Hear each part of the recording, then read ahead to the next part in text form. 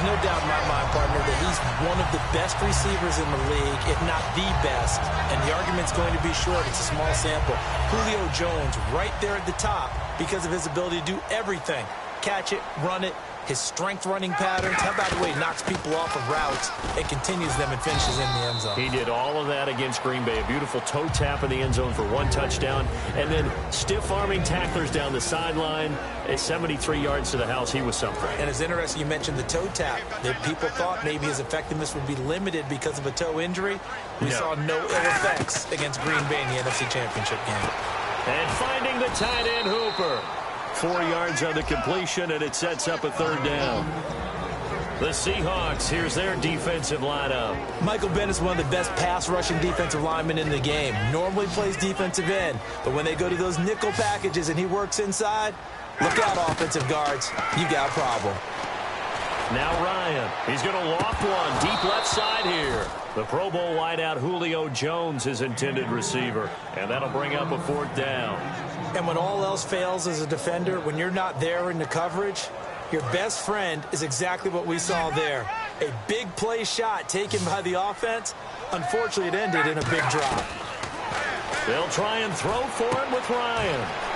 And this is Gabriel on the catch. And he's going to get the 1st down as they bring him down at the 23. I remember pregame when we were talking to him on the field, and he took his gloves off and showed us his fingers. A few misshapen ones in there, and now we know why, trying to catch those types of bullets. That was a dart. Yeah, even for a talented receiver, those are tough to hang on to. So now 11 yards to go for this offensive unit. It's 2nd down. On 2nd down, Ryan.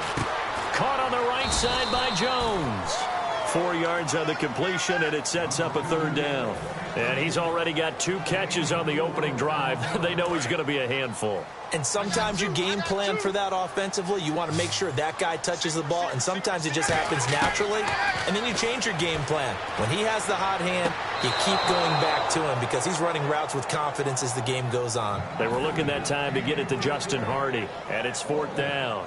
A 3rd down, he tried to stay in bounds, did all he could. He caught it, but was led a little bit too far. Yeah, and that's always difficult, isn't it? Because you know half of your body is trying to stay behind while the other half is reaching out, trying to catch the football. The top half worked. It was the bottom half that was in question. So the opening drive for him here on their home turf results in a field goal. Now that's the way you want to get things started.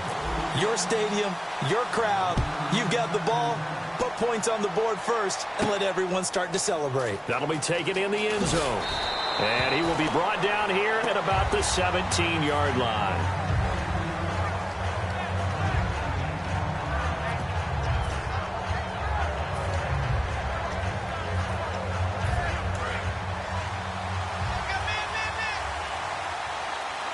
Two receivers left, one to the right.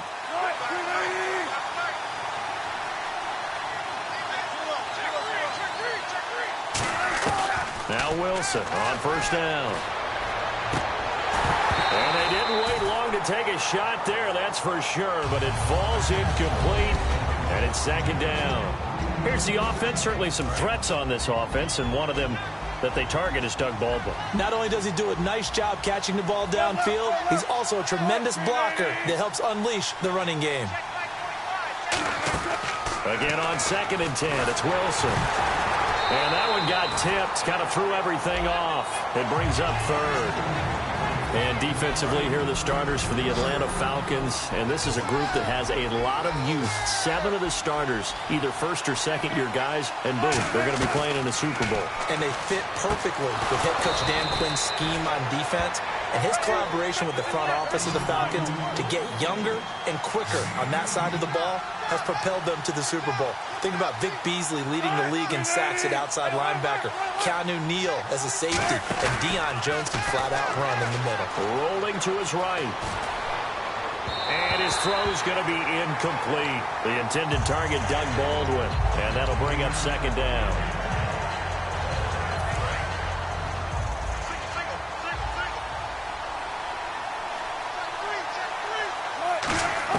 Second and 10. It's Wilson again. And he hits Jermaine Kearse. Give him 12 yards on that one. It earns him a fresh set of downs. And when you're playing a quarterback with some experience and some moxie, you enter the danger zone when you decide to blitz him, because if he's able to diagnose as he did on that play, he can hurt you downfield. He reads defenses so well, doesn't he? He really does, and the best part about that play for him, I don't think that was his primary target. I don't think so either. I think he had the read, figured out where the blitz was coming from, and went to a secondary target for a really nice game. Well, throw on first down with Wilson. Wilson hit. It's loose. It's out, fumble. But his crew will take over with a football at the 35-yard line. Matt Ryan.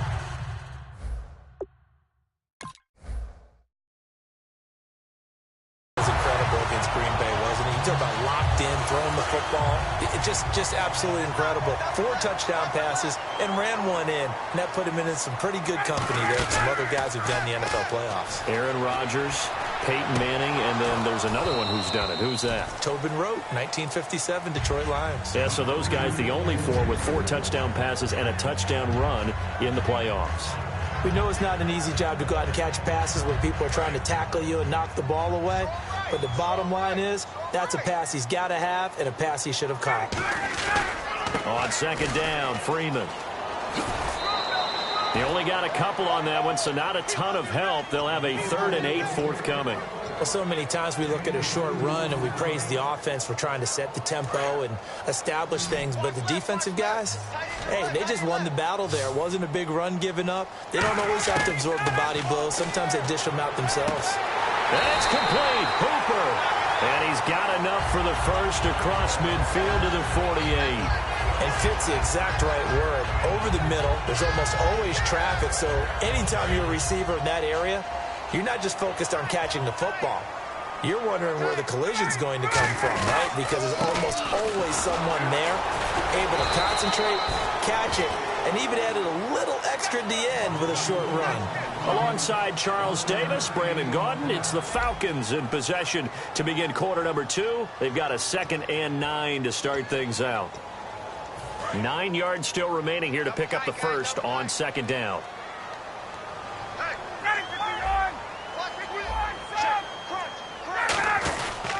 Freeman again. And he's going to be met at the line of scrimmage and taken down. No gain on the play there, so that doesn't help. Now they're looking up at a 3rd and 9 situation. They'll need to get this to the 38. That's where the first down marker is here on 3rd.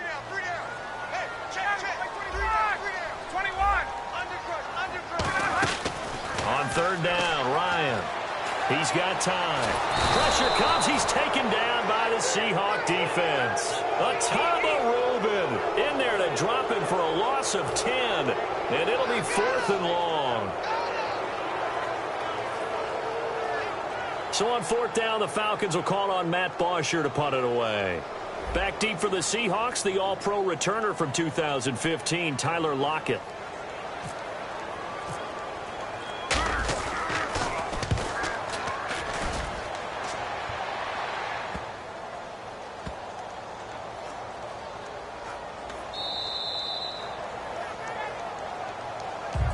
Seattle now ready to march onto the field. And last time the turnover on the fumble, and they were in enemy territory, so that had to be very frustrating. Down on the scoreboard here, can't do it again. You nailed every part of what was frustrating. Down on the scoreboard, had a drive going, had pushed it past the 50-yard line, so they thought they were in striking distance, and to come away with nothing, not a good feeling at all, to put it mildly. Now they can't afford to do that again. Yeah, now can they get that bad taste out of their mouth here? So many things have to come together just right for a screen pass to break for big yardage. The blocking, the timing of the pass to the runner, everything has to fit together just right. But on that play, the defense was able to disrupt things and hold it to a short game. So they complete the pass, and now they face a 2nd down. Now Wilson back into his end zone. Going to Rawls on the dump off. They'll give him 8 on the play, and they'll be faced with a 3rd and inches. So many times you hear today's NFL described as a space game. Get your best players into space with the football in their hands. That's why sometimes you just swing it out to your runner, get him out in the flat, and let him have a chance to make people miss an open field.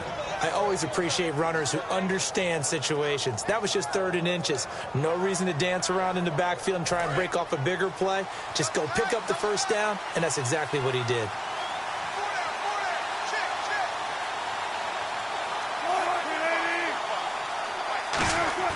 They go play action here on 1st down. They'll roll him out right.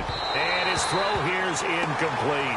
Okay, partner, you ready for Brandon's off-the-wall stat question of the week here? Well, is that any different than any other time we talk? No, it's not. But Chris Hogan and Julio Jones actually had the exact same numbers in the conference title games. 9 catches, 180 yards, 2 touchdowns. Who did it better? Wow, that's a great question. Listen, the easy, trite answer is they both did it so exceptionally well, you just call it a tie. But I'm not accepting that. I'm breaking the tie. Julio Jones did it better. That short slant. Well, this is taken in. It's complete. Past the 20.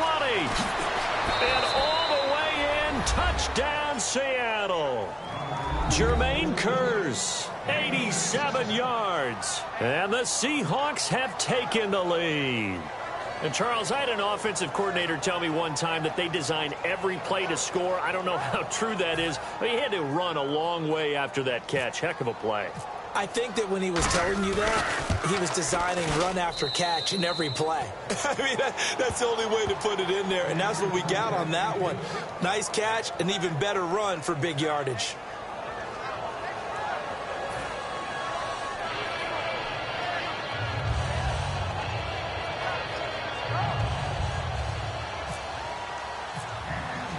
Hauschka now to send this one away following the score. That'll be taken in the end zone. And he'll take it back to about the 19-yard line. And the gears will shift here as Atlanta will take over on offense. And speaking of gear shifting, a new change in Atlanta. They're going into a new stadium next year. But what a way to say goodbye to the Georgia Dome, huh? They closed out in the style that they wanted to and the way that they played throughout the 2016 season. And I go back to when they opened it up in preseason, the first game ever in the Georgia Dome. They threw a bomb on their first series for a touchdown, and it felt the exact same way against Green Bay in the NFC Championship game. It opened in 92, and you're right. It finishes in dramatic fashion. 7 yards on the play, and it's a 2nd down. And at his size, he's a smaller back. You can get him to football. He can kind of get lost, make someone miss. It's good for him. Yeah, it's great for him. I like what you said there. Sometimes he gets lost in the traffic a little bit, but get him out in the open field into some space. That plays to his strengths the best and keeps him out of it where all the big boys are, you know, make someone miss in the open field. And they only need a little bit here. 3rd down and very short. 2 minutes to play here in the first half. We're back to Atlanta right after this timeout.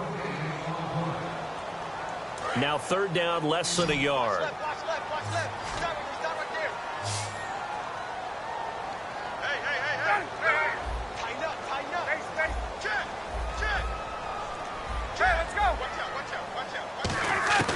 On 3rd and 1, Ryan. Finding Gabriel complete. They give him 12 yards and a 1st down. An ex-teammate used to tell me all the time, I hate experienced quarterbacks because no matter what, you really can't hide what you're doing. And I think that right there, he knew right away where the blitz was coming from, where his primary guy was going to be, and he ended up going to a secondary target for a nice game. I was just going to ask you, that wasn't the primary target. He's so good at that, isn't he? I think he knew right away that he wasn't going to get to his primary guy. I think he read that as soon as he got to the line of scrimmage, knew where the pressure was going to come from, and said, I know how to beat that, and that's what he did.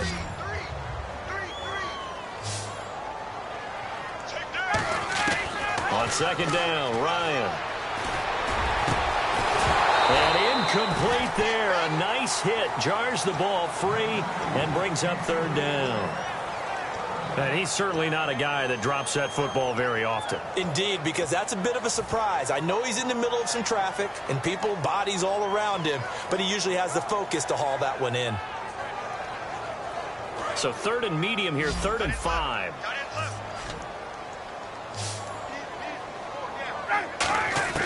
Again, Ryan fighting through, and this is going to be incomplete. He was trying to hit Taylor Gabriel that time, and it's 4th down. Not too many things get to a quarterback of this magnitude but I think it's safe to say that pressure can get to any quarterback. Now, he's obviously a great franchise quarterback, but felt the pressure, threw it incomplete. And no move to get the offense off the field. They're going on 4th and 5. Here we go on 4th down with Ryan. And he's got his man in stride, complete. It'll be a gain of 11. And on 4th down, they're able to convert and move the sticks. And quickly, they get to the line. On 1st and 10, it's Ryan. He's going to loft. This is caught inside the 15. And he'll take it into the end zone. Touchdown, Atlanta.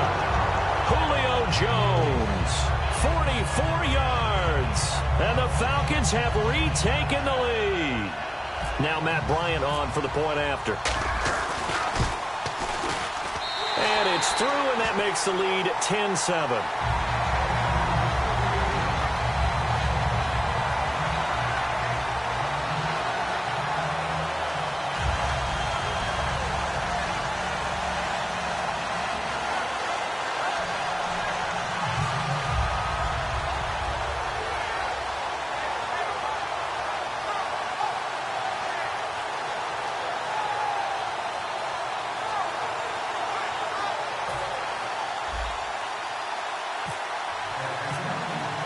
Now after the touchdown, it's Bosher to kick it away. That's fielded in the end zone. And he'll get it up past the 20 to the 22-yard line. The Seattle offense now set to come back out on the field. And what do you think goes on here in this situation? If you got the football, you're trailing, you're back in your own territory with just a little time. Do you try something? You're thinking about jump-starting your team, right? You just mentioned it. They're down. They're trying to get back into the game. But you got to figure if something goes wrong, you may have put yourself in a spot where you may not be able to come back in the second half. Managing risk, this is a big decision here. On every offensive coordinator, every play caller sheet, they have about 5 or 6 plays per game that they call shot plays or big plays, and you don't get many opportunities to dial them up, and they just did, and they drop it with a great chance to make a big play. That's going to hurt. To throw is Wilson. He's going to try and go deep again, and he's unable to grab it. Thought he might have had position, couldn't hold on, 3rd down. One thing I know from experience is that when the deep ball is thrown and you're the defender, you've got to fight that little bit of panic that emerges. You've got to play the ball really well. It's a 50-50 jump ball play, and guess what? They took a shot. How are you going to win it? And in this case, they managed to get it done. He's got time in the pocket. Wilson hit. It's loose. It's out. Fumble. And now a timeout defensively by the Falcons. It's just their first, so they'll have 2 remaining here before we get to halftime.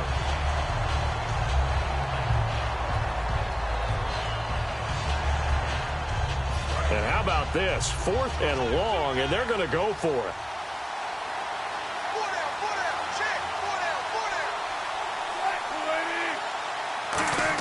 They'll indeed go for it with Wilson. And they hit him as he throws, as this one's going to go straight down to the turf. Incomplete. And the Falcons now making their way back out onto the field. And that last drive, a long drive, but not just that. They had a great air attack going. Did they stick with that?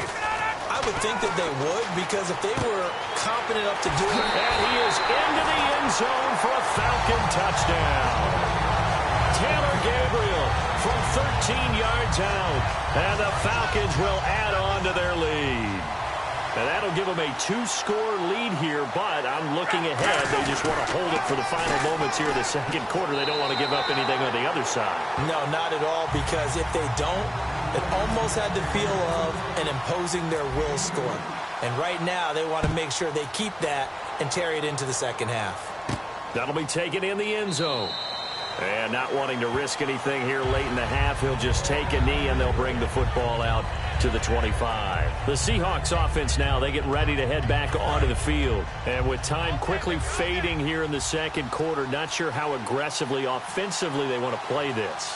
I think we'll find out just how much they trust their guys in this situation if they decide to take a shot. And that's caught at the 25. And all the way in, touchdown Seattle. Jermaine Kearse, as the first half is winding down. And the Seahawks get the quick strike touchdown.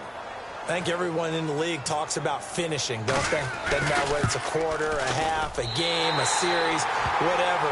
But they're finishing the first half in fine style, putting that one in the end zone. They did, and they didn't leave much time on the clock either. Well done. Hauschka now to send this one away following the score.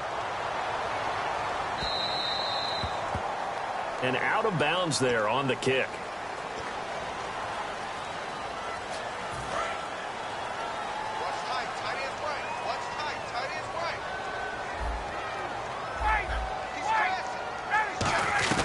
Now Ryan on first down.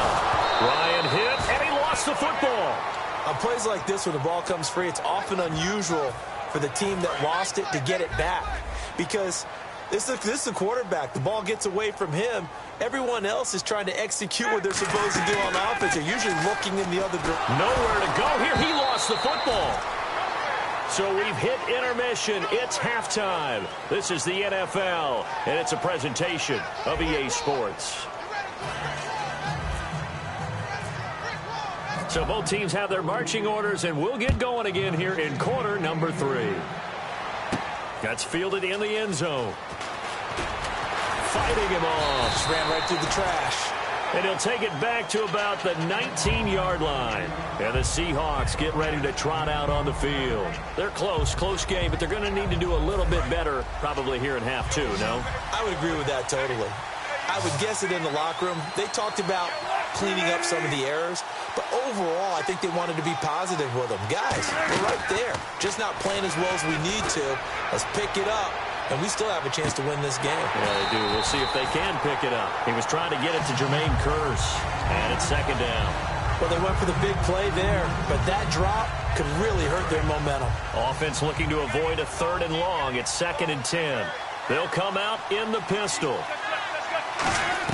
Again on 2nd and 10, it's Wilson. They'll lock it with a grab over the middle. And he's brought down after a good gain. And a nice gain of 21 yards.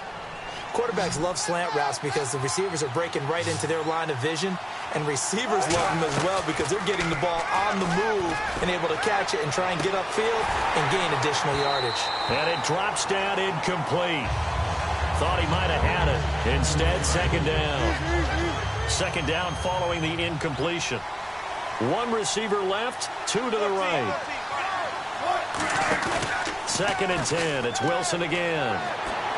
Looking for Baldwin, intercepted. A great read, and it's picked off. And they take over. They'll set up shop at the 46-yard line. Now we take a glance at the offense as they work their way back out for their first possession of the second half. After the interception, here's Ryan. Looking sideline, incomplete. Austin Hooper, the tight end, was the intended target. And now it's 2nd down. Normally, he's pretty reliable. Usually catches what's thrown to him. On that play, he simply dropped it. Ryan on the handoff. It's Freeman. He'll get only a couple down to the 44. And credit the tackle to Cliff Averill.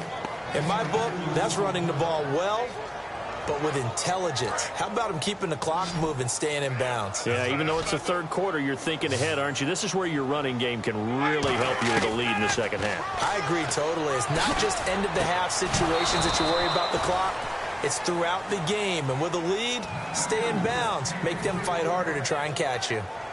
On any passes in the middle of the field, anyone who's going after the football is going to be conscious that it's probably going to be contested and often physically. Sometimes that leads to drops.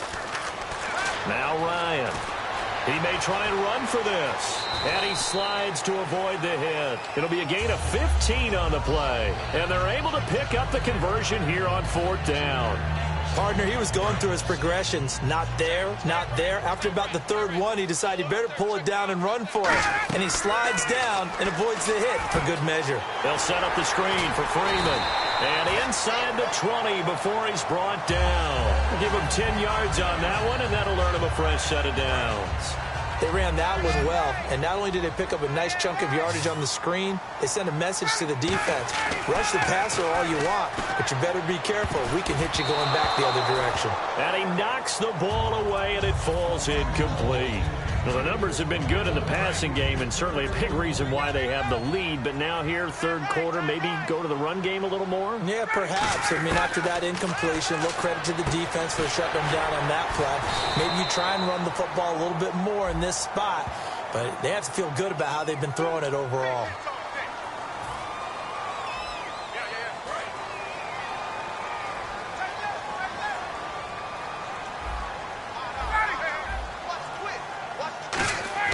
Ryan, his throw incomplete. It's a tried-and-true formula, and I don't think it'll change for as long as we play football. If someone's trying to throw the ball and you can put pressure on them and make it tough, that's only going to help your defense. Yeah, he sensed being hurried. He got rid of it before taking the hit, but incomplete. Here's Ryan to throw. That's caught at the 3. That one good for the completion percentage, but no gain. It'll be third down. Pass complete, but no gain. No yards. Yeah. So you file that as unsuccessful. Yeah, you do, don't you? Except on the stats, throwing the ball, Get a completion. you get a catch, Yeah. but still, no yardage. Okay. And he will take it in for a Falcon touchdown. Devontae Freeman taking it in from 2 yards out. And the Falcons use the short field to their advantage as they cash in for 6.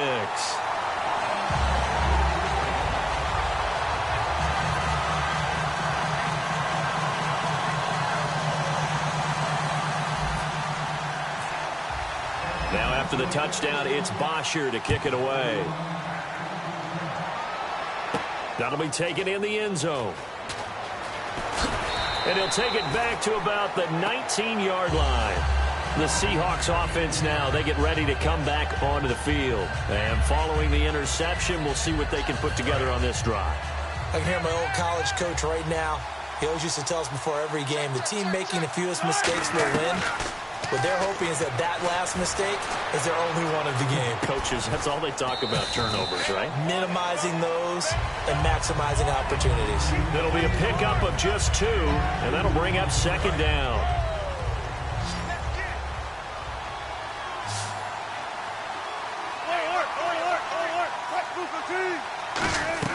On second down, here's Wilson.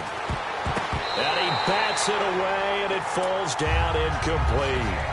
It's always tough for the guys throwing the football when they think they've got a completion and the ball's almost there, and then someone sneaks a hand or 2 in and bats it away. 1 receiver left, 2 to the right. On third down, Wilson. He's going to float this one deep right side. That's going to be knocked away and incomplete. I know the initial focus was on how far that pass was downfield, but how about the coverage on the play? Able to stay with him, get his hands where the receiver's hands were going to try and catch the ball, tips it up in the air, and knocks it away. Here's Wilson. And it is incomplete. So